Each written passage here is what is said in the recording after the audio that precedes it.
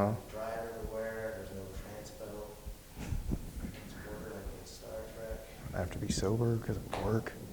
2, beyond recording. Okay, Mark. I love my job. All right. Sorry. Go Team Chandler. Sorry. Okay. Marc Olivier. Ready to go? Okay. So we'll start with a little family history. It's kind of weird. I'm a little far back here, but you and I are just going to have a conversation. Let's talk a little bit about, your past experiences as an athlete and some of the great stuff that you did.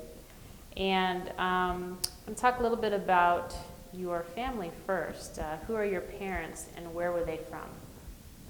My dad's Albert Olivier. He's a doctor, and their family's from Haiti. He grew up in New York, in the city, in Manhattan, specifically Harlem. And he also spent some time early childhood in Haiti. My mom's families, they're all from the South. My mom's Beatrice Olivier. She grew up in West Virginia, Weirton, West Virginia. So they met. Actually, he was still in med school. They met at the VA in New Jersey. And he knew her for 3 days and asked her to marry him. And she thought he was absolutely out of his mind.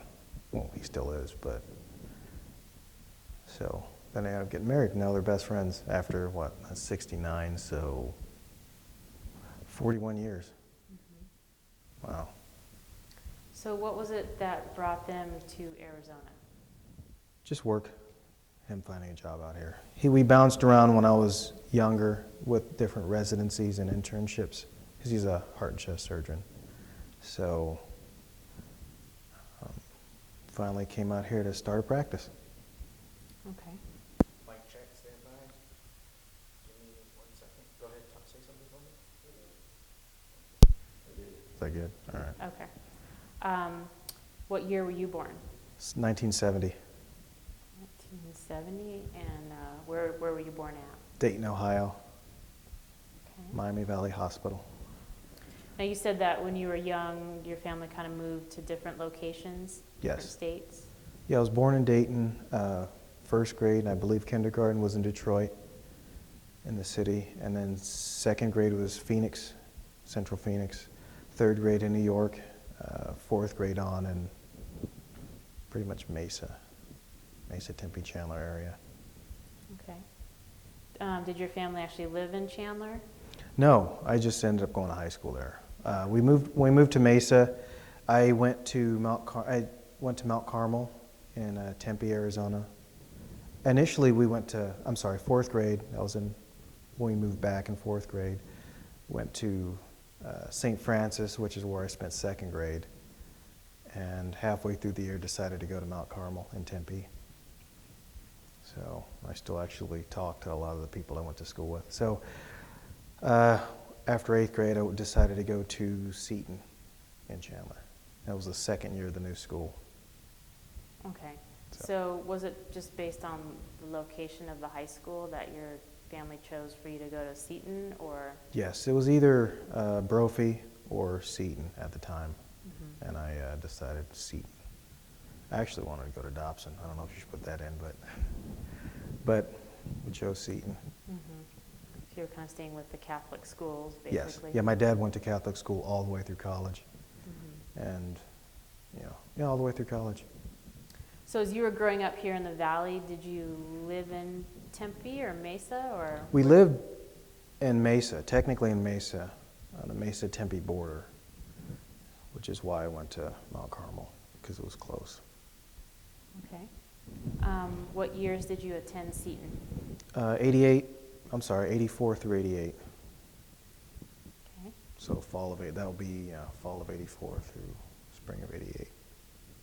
So this next question, you can think about it as far as like your time in high school or even earlier than that, but how is it that you got interested in sports?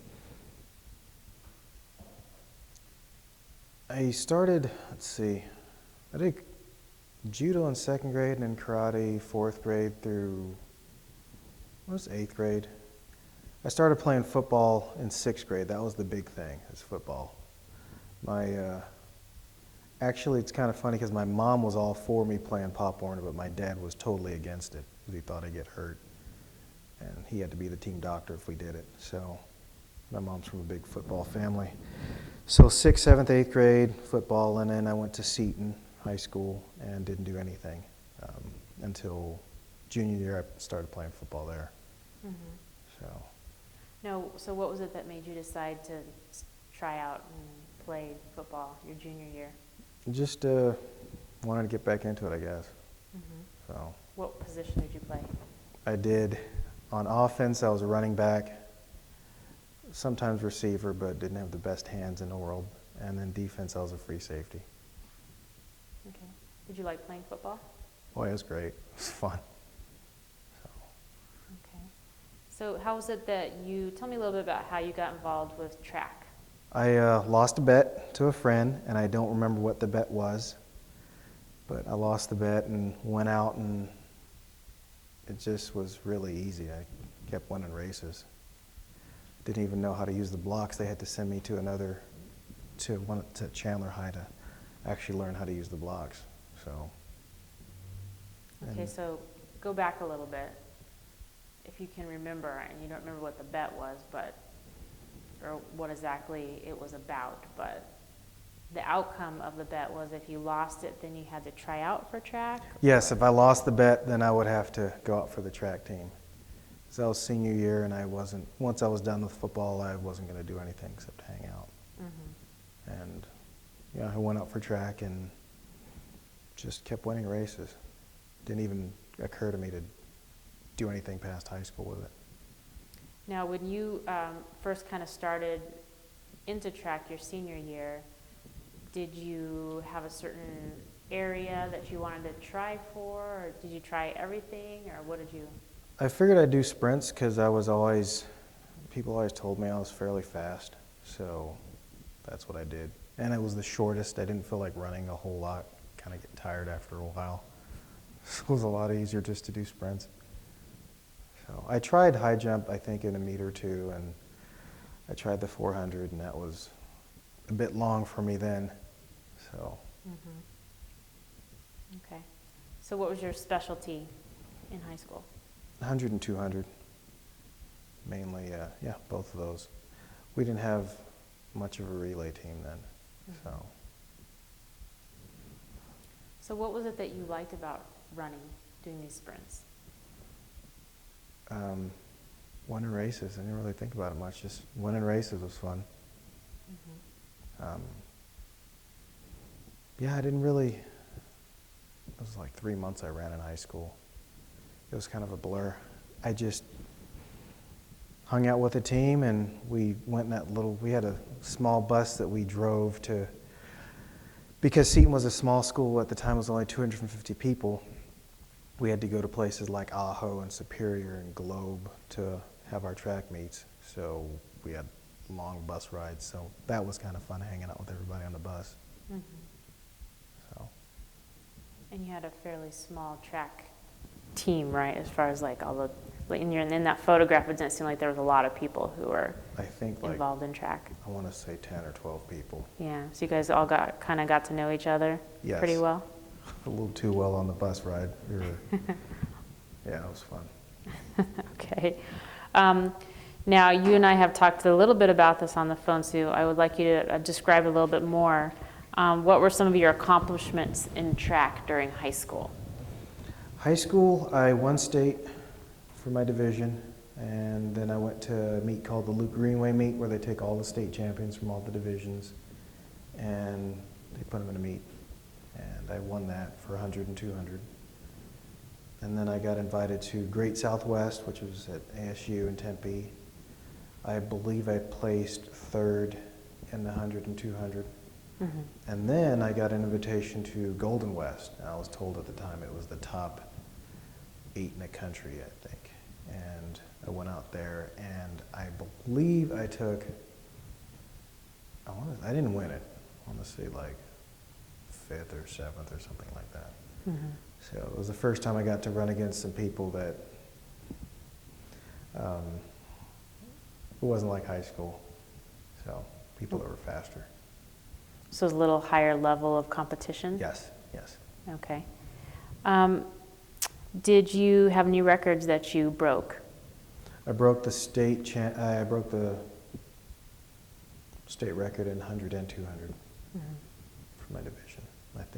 I don't know if it's still there. I think it is. Was that at the Luke Greenway or just overall? Or? I believe it was at Luke Greenway. One of the later coaching jobs I had, one of the athletes came up and said they went to my high school and saw my name in the gym and it was still there. No, she actually looked it up. That's right, she looked it up and she found that my name was still there. So, wow. Do you hold any records for Seton, just for Seton students? Yes, 100, 200 still, I believe. Yes, I was told I do. Do you remember the time for that? My times in high school, 10.63 and 21.3. Although there is one time I think I went 21 flat, but it was 10.63 and 21.3 in high school. So, see, I should have brought you a chair. So, I guess, it's interesting that you got involved because you lost a bet. So, when you went out for your first race, do you remember what that first race was? Did you win the race? And if so, how did that feel?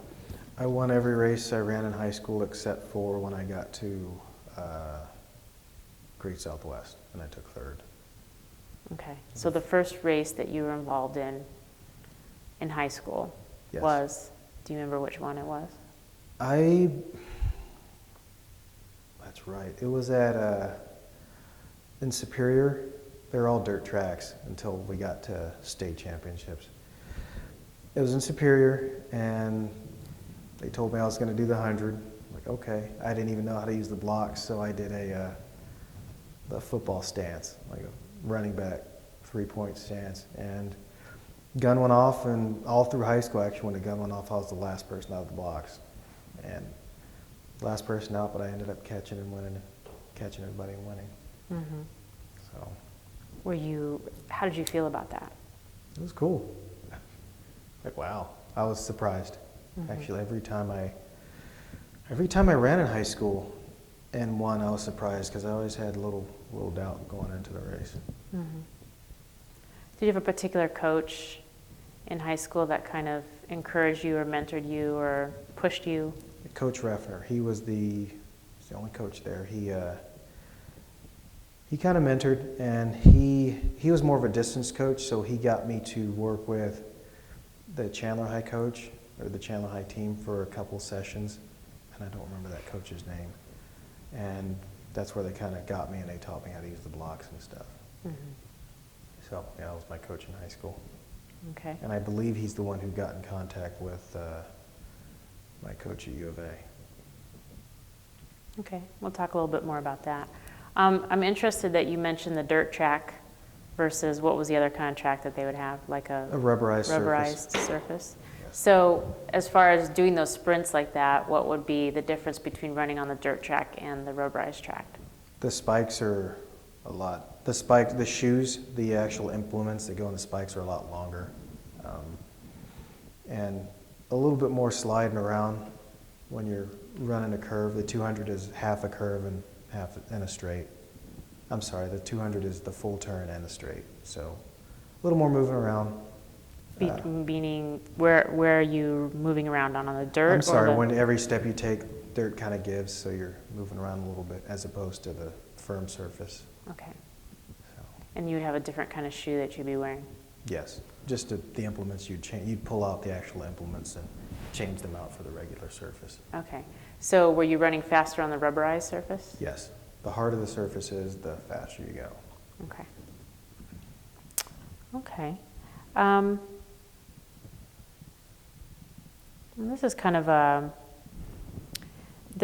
a question you can think about as far as like whether it's your own personal like kind of drive or focus, or whether it was some larger reason. But what would you credit as the reason for kind of being able to win all those races and make those records and stuff like that while you're in high school? In high school, I'd say natural talent in high school. We didn't have a very structured training program. It wasn't like some of the guys I met that I ran with in college. When they were in high school, it was a structured, organized deal, and it wasn't for us. I just kind of showed up and did some exercises, but I believe high school is just natural talent. Lucky enough to have it. I mean, very lucky. Mm-hmm. So my coach at U of A actually said that sprinters are genetic freaks, so I guess I was lucky to be a genetic freak. It's good, nothing wrong with that. So what did you decide to do after you finished at Seton? So in '88 you graduated from Seton. What was kind of the next step for you? I was planning on going to the academy up until fall of my senior year in high school. And at that point I decided to go to U of A, just to go to civilian college. And Which academy? I was either thinking, initially I was thinking the Air Force Academy, and then part of me was thinking the Naval Academy, because it's something I'd wanted to do for a long time.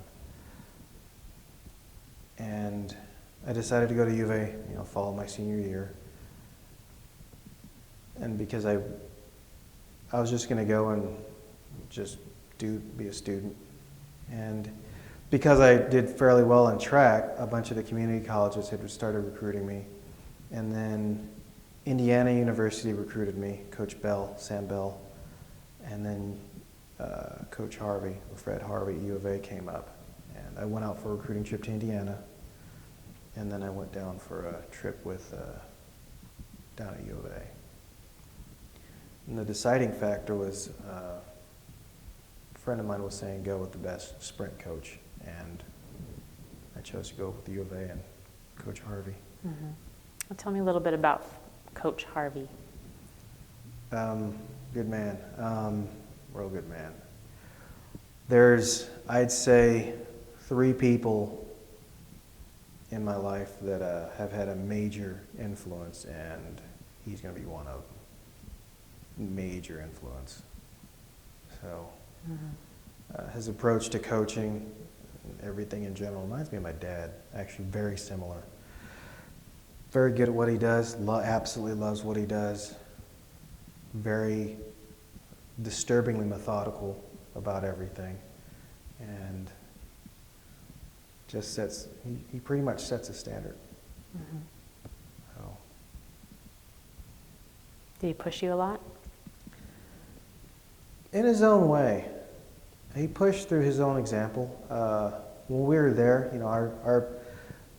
what I remember with track and field is mainly everything in Tucson at U of A. I mean, high school was cool, but it was 3 months. I only did it senior year. And so everything I learned would be from there. Everything was structured and methodical. As an example, he's got temperature and conditions from, you can pick a day in 1990, and I actually have my logbooks from then, and I can tell you what my morning heart rate was, and the workout I did, and everything about that, what the temperature and humidity was from that particular day. So everything was recorded. So it was good. That's interesting. So if you...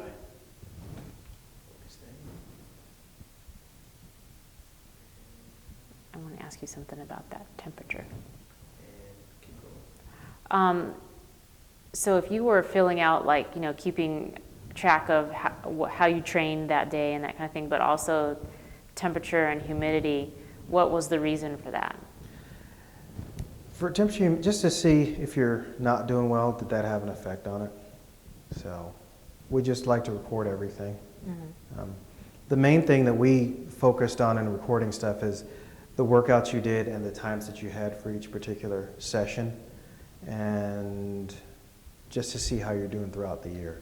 The year is, the way everything was done with Coach Harvey at U of A was based on what's called periodization, and you have a particular time in the year that you want to peak, and you work backwards from that.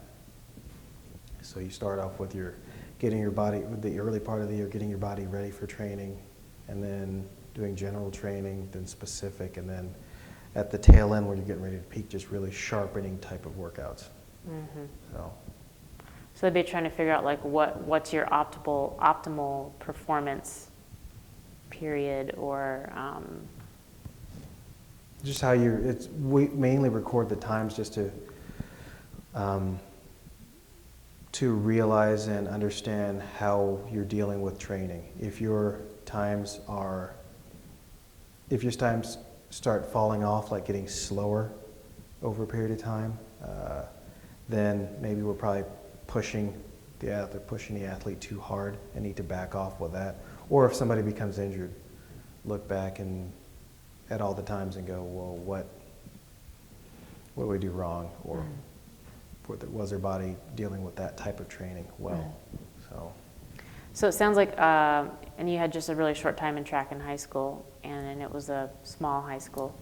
But it sounds like you went into a much more structured environment. Yes. When you went to U of A. What were some of the other differences that you noticed, like once you went from high school to the college level? The main difference is talent level. Everybody in my recruiting class was a state champion. And class 88, we had a really good recruiting class, but everybody had come from really structured programs. Everybody knew the history about track and field, and they knew who all the big people were. I had no idea. I didn't even know all the events in track and field until the end of my freshman year in college. But the main thing would be the talent. Everybody's got talent. And I found the difference between, college and even elite level. Everybody's got talent. It's how can you stay healthy, and how good or effective is your training program? Because everybody's got talent at that level. Were you ever injured? Yes. And how did that impact you? It was hard to come back from my junior year in the spring. I tore my quad, and that was pretty hard to recover from, but eventually I did. And it's because of the good therapy and treatment that I got from, Harvey's approach to things and the trainers down there. I think that's what got me back so quickly. Okay. So tell me a little bit about your track career at U of A between 89 and I think 91, right? Yes. So what were some of the highlights of that career? I won Pac-10 championships in 200 meters my freshman year. And then we went on to NC2A championships in the short relay, 4x100 meter relay. We made All-American that year as a team. And then sophomore year wasn't as good individually, but as a relay, we did well. I led off the relay, the short relay, and we won Pac-10 championships, and we actually went to nationals, and we took second. Okay. Can you talk about that a little bit more, what that was like? Because that was going to another level, right? Yes, it was. We had a good relay team. We had a really good relay team. I led off. Percy Knox was the second leg. Mike Bates, who actually got the bronze at 200 meters in '92 Olympic Games. And then James Bullock was our anchor. All a bunch of talented guys. Percy's a long jumper. He did it professionally, and he did really well after college. We came in to NC2A championships as an underdog because all the big schools, had their established teams, and they'd been established for years. All powerhouses like LSU, Texas A&M, and they're kind of laughing. We were definitely an underdog. And in the preliminary races, we were showing how talented we were. The other guys more than me. But we got to the final, and we were winning a race up until the last leg. And our anchor celebrated a little too early, and we lost by 0.02 of a second. We were 38.89 at the time. Ooh. So. How did that feel? We actually thought we won, because the guys who beat us was Alabama out in lane 8, way out in lane 8. they, yeah, we didn't see them, and the feeling of, my gosh, we won the championships was good. But then we found out we took second, but that was still a good feeling that we did that well. Coming into the finals, because in the prelims, they seat you depending on how fast you are. Typically, the faster athletes get the middle lanes, and then slower goes on out. And in the preliminary races, we were way out on the edges. And then coming into finals, knowing that we had the center lane, people were kind of starting to take notice. Guys from Arizona are fairly doing pretty good. So it was a good feeling to be a part of that group. As a team, as a relay team, we had a little bit of, not infighting, but different personalities going in. But during the course of that week or so at NC2A championships that year, we came together as a team. We had one night in particular that we came together as a team. I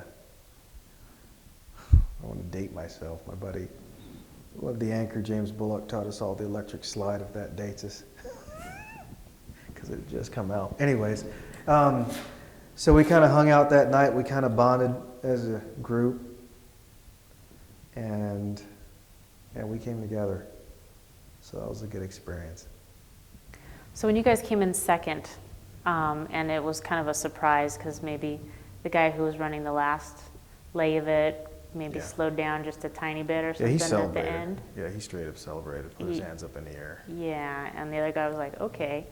Yeah. So did you guys learn something from that experience? Yeah, we learned you got to run all the way through. The other thing, and later when I coached, the main thing we learned from that is the things that you do in practice, that's what you're going to do in a meet. When the pressure's on, that's how you're going to react. And in practice sessions, there were a couple times in which he would, as jokingly, celebrate and put his hands up in the air. And that sort of thing, when the pressure's on, you don't have time to, in a high pressure meet or any situation when you're under a bit of pressure, you're going to react to your training. You're going to fall back to your training, and that's an example of it. Mm-hmm. So you really need to train seriously. Yes. Be serious when you're training. My coach had a saying, failure to prepare is preparing for failure. And what was that again? He had a saying that said what? Failure Sorry, can't say. My trainer had a saying and then say everything. Oh, my coach at U of A, Fred Harvey, had a saying, failure to prepare is preparing for failure. And that's something that applies even today. So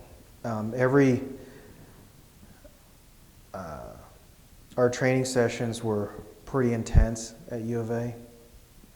And if we're doing intervals, say, there's some days, we had where if you're tired, like the all-out speed days, once you get fatigued, that's okay, back off, you're done for the day, because we're focusing on just pure speed. And you can't focus on pure speed when you're tired. But the days when we're doing endurance, like anaerobic endurance, that sort of thing, when you become tired, you just have to deal with it. So say we're doing intervals like 6 200s, 10 200s, or whatever. He always said that and I always believed, the last two intervals are the most important. Second to last, because you mentally, you got another one to go.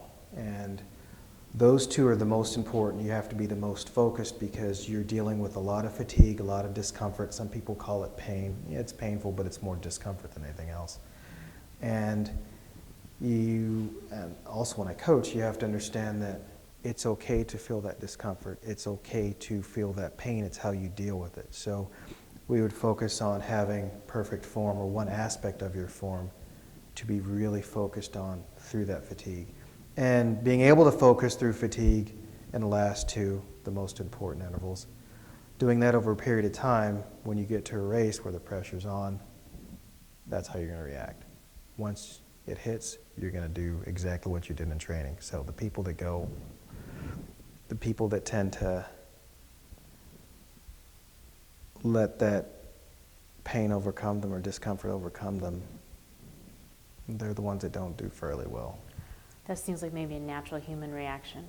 If you've kind of trained yourself or conditioned yourself to react to something that's a very visceral type of thing, Yes. you know, then you're going to go back to that Yes. because it's a coping strategy in a way, Yes. right? Did you have a certain, you talk about form, did you have a certain running technique or something like that that made you faster or better or whatever?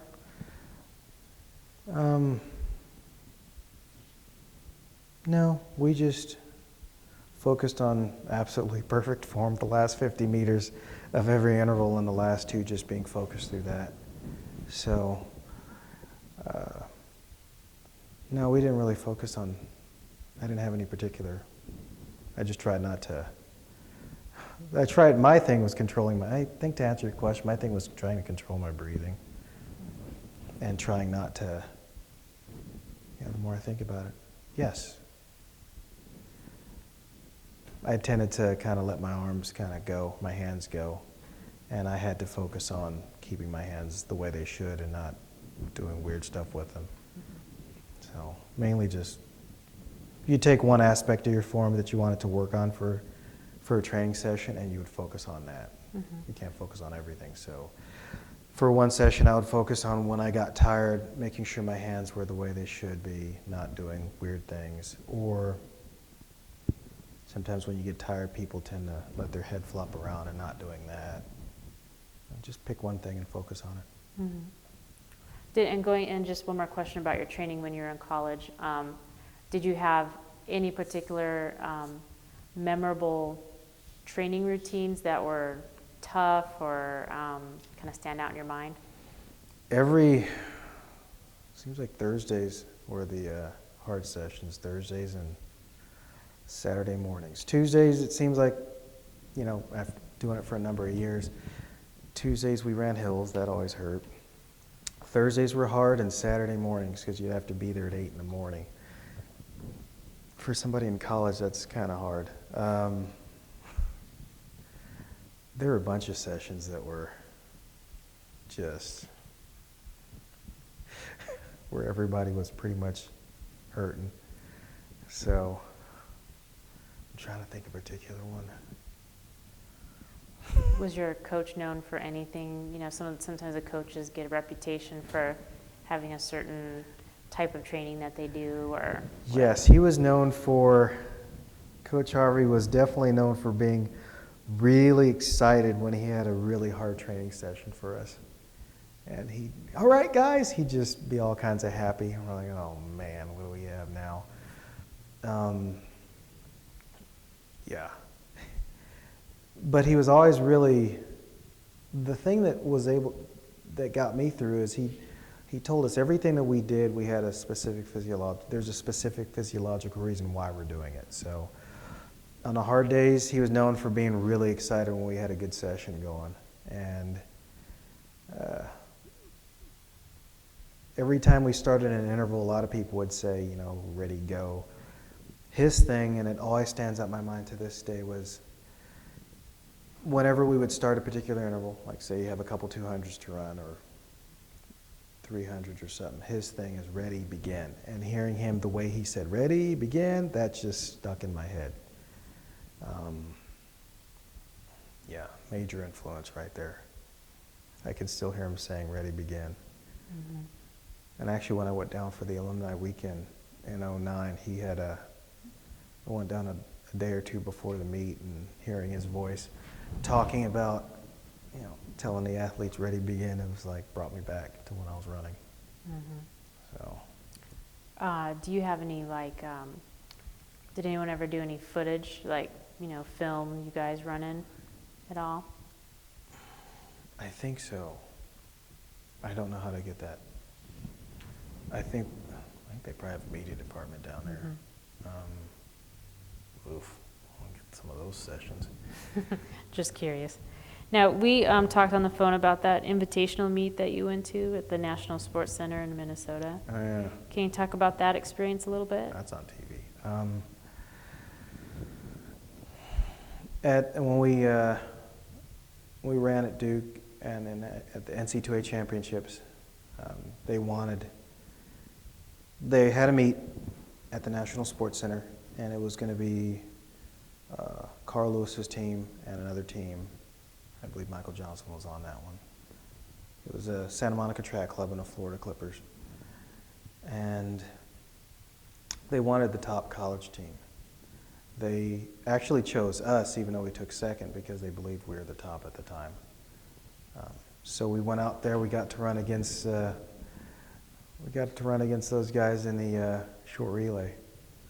So we were doing great up until Carl Lewis got the baton, and it was kind of game over at that point. But we were young. That's why they call him King Carl. So How did that feel to be at that particular event? it was cool.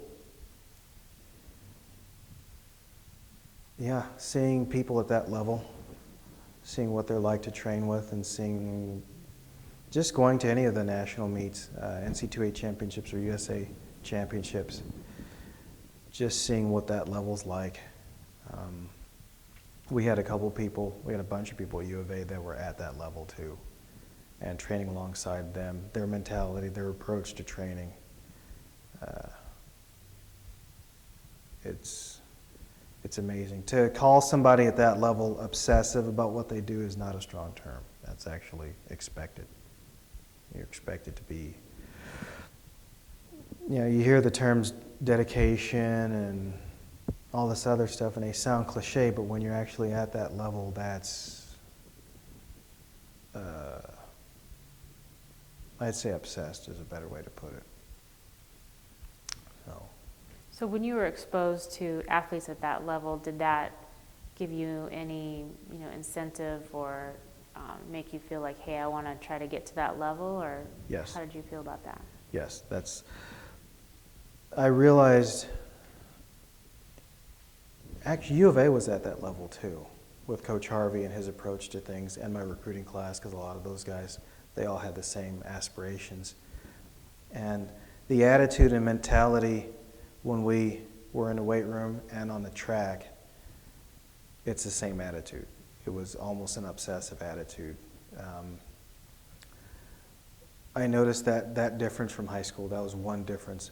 In high school, when you get tired as a result of a training session, you have people, a lot of the high school athletes, they believe that it's okay to stop, or it's okay to not be focused, or I'm tired, that kind of thing. But when you get to somewhere like U of A and you get to train with Harvey and the athletes that I got to train with, that's unacceptable. And because, coming from Seton, I only ran, 3 months, and I'd been around I hadn't been around that. Coming to U of A was a shock. So I'd say that'd be the biggest shock, is when you get tired as a result of a training session, you just keep going. And, a couple times especially when I started off, because I didn't know any better, I was the one who was like, I'm tired, I think I'm done, kind of lackadaisical. And they're like, I was odd man out. They're looking at me like I'm crazy. Like, what are you? No, that's unacceptable. You will not act like that. You will not, you don't do that here. And everybody had that mentality. And in short order, you also have that mentality. So to be obsessed about what you're doing, really focused. Mm-hmm. So. Okay. What records did you break at the U of A? Make or break? Indoor, the 50-yard dash, 55-yard dash, 200 meters. I'm sorry. Records I broke. Yeah, indoor records is the 50-meter dash, 55-meter dash, and 200-meter dash.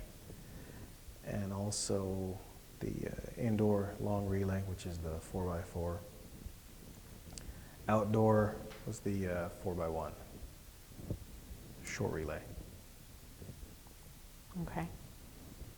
So, since you were able to break some records there, there's quite a number of them there, which is pretty good. and you're at a completely different level. So how did it feel to accomplish that? It was cool. It was a good feeling. It felt better just to win races, but for us,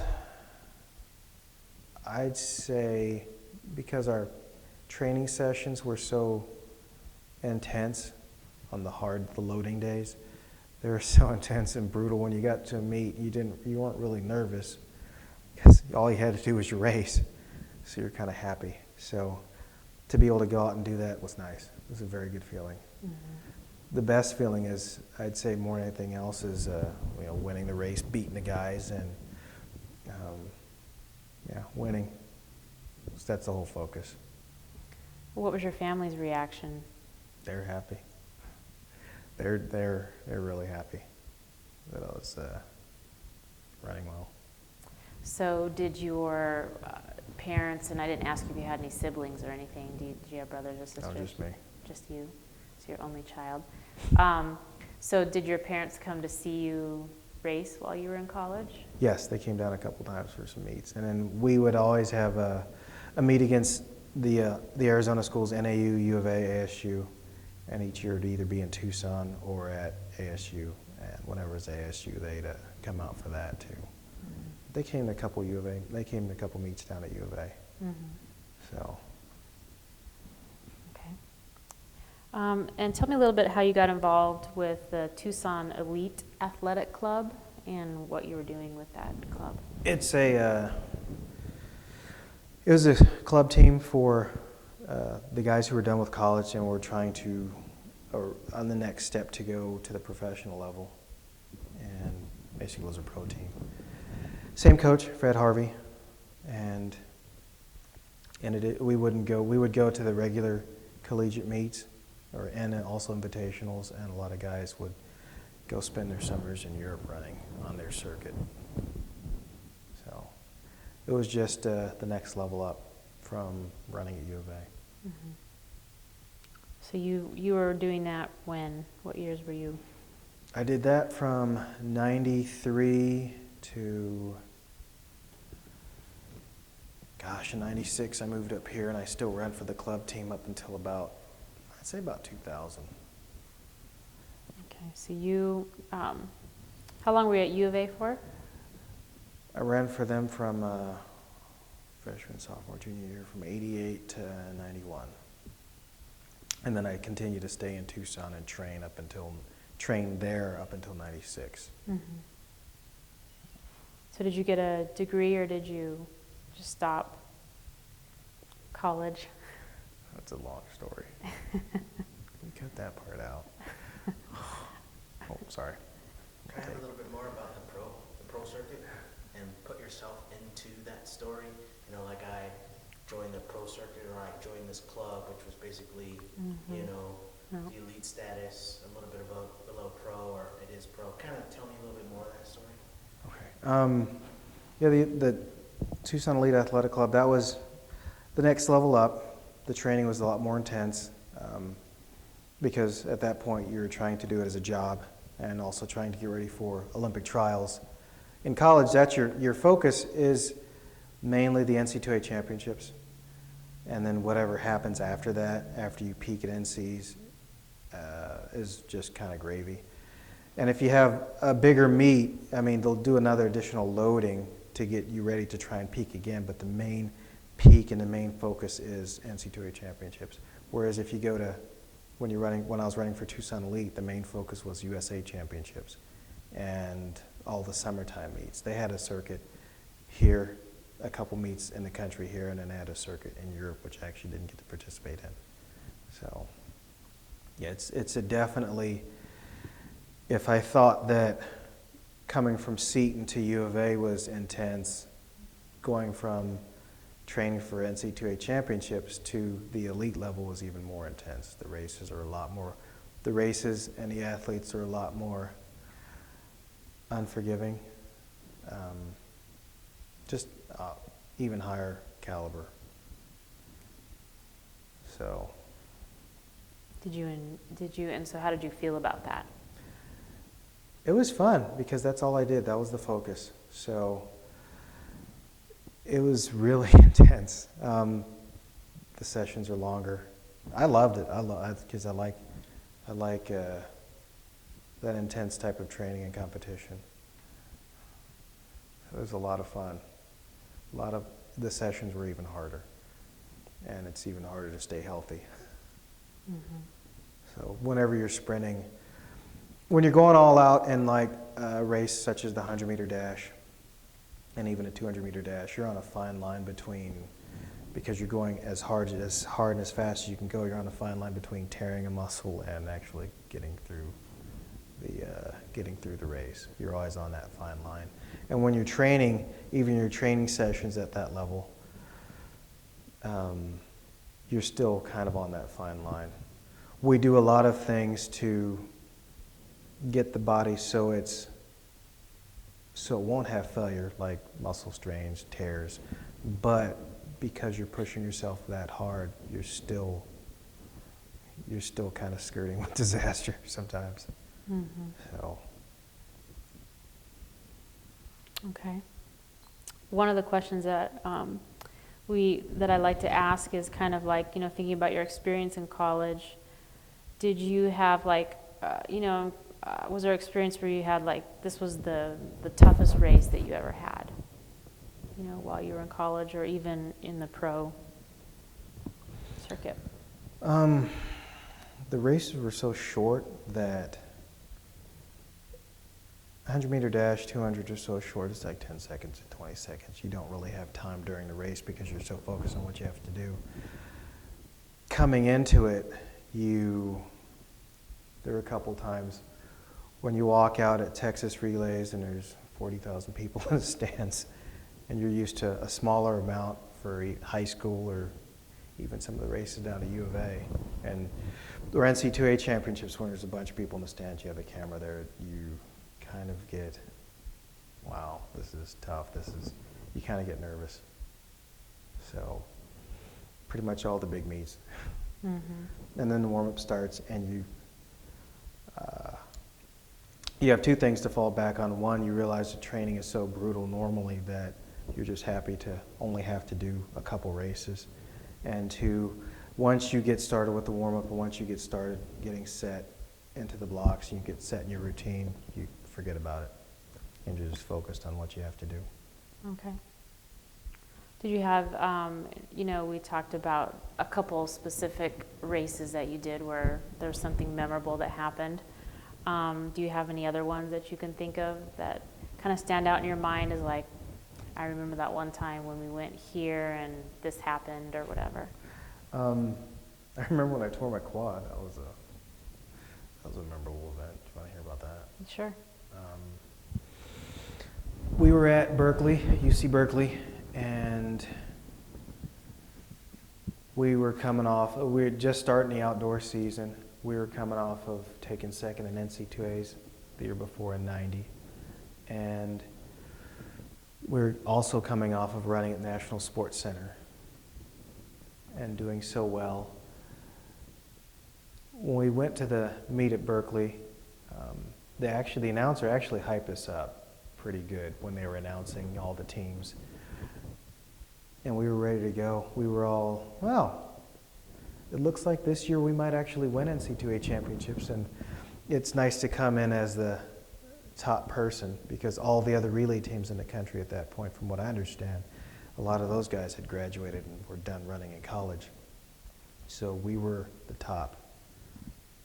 That was a good feeling, and actually nice to actually have somebody kind of a bit of respect coming into the race as opposed to laughing.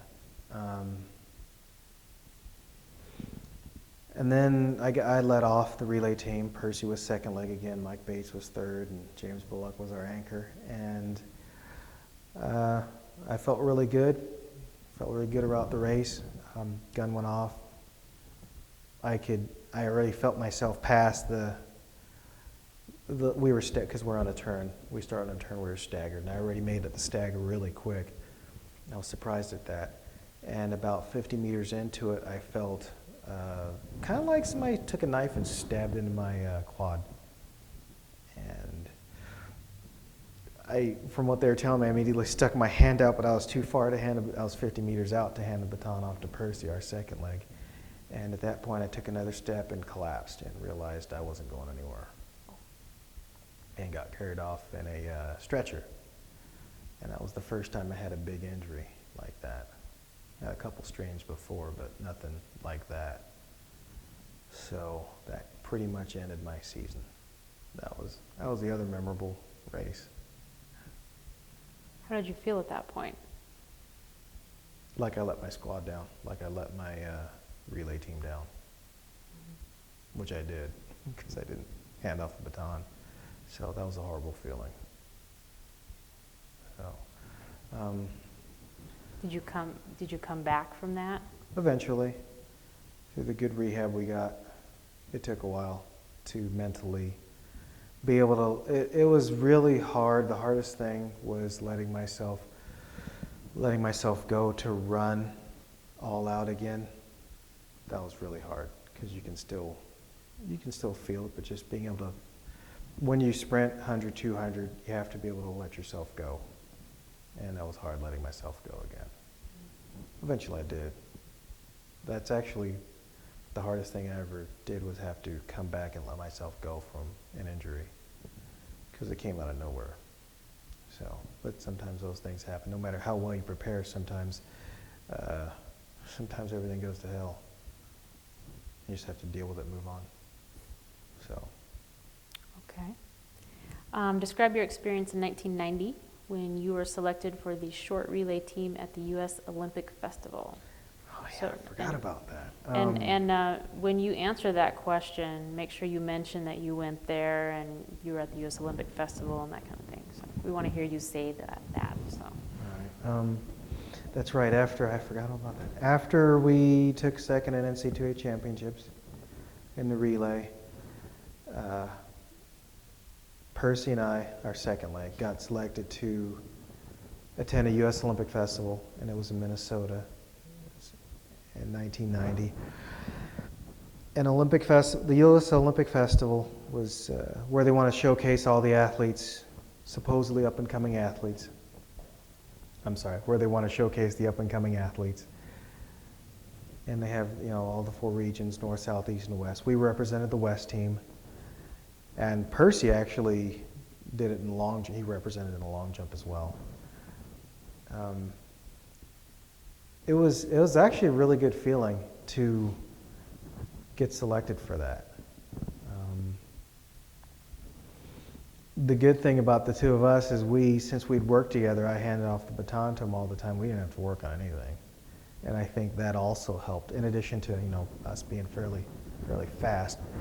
Our exchange with the baton gave us a big advantage. So, got to see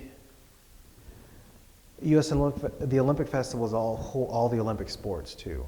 So we got to meet swimmers and all the other sports and hang out with them too. And we got to see what they're like to train, what their training sessions are like, and what they're like to hang out with. So to be able to experience people who are getting ready and are going to the Olympics and have been, that was another boost. Also to see what elite level facilities are like, weight rooms, training rooms, just as good as U of A, if not better.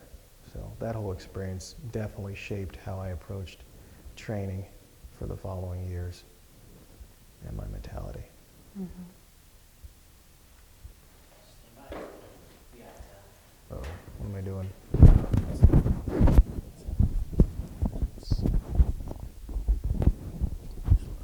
Last couple questions. Try not to. Try to move around. Am I answering okay? You got 4 minutes left on this hard drive. Okay. Right, there's the tape. Sorry. We have more rooms, so don't worry about it. We have more rooms, so I'm just letting her know. Okay. I think, that's really interesting, and you talk about how it then kind of shaped and directed how you trained after that. Mm-hmm. Do you have a specific example of that, something that you learned from going to the Olympic Festival that you then applied or whatever? Just seeing everybody. It was the whole experience. You come back to when you're exposed to Olympic Festival and the athletes who go to the Olympic Festival and what their mentality's like, you get to see other people from other parts of the country and other walks of life, and they're still doing really high-level things. Just the whole experience, being able to bring that back to the beginning of the following training year, which was 90 to 91, it just changes.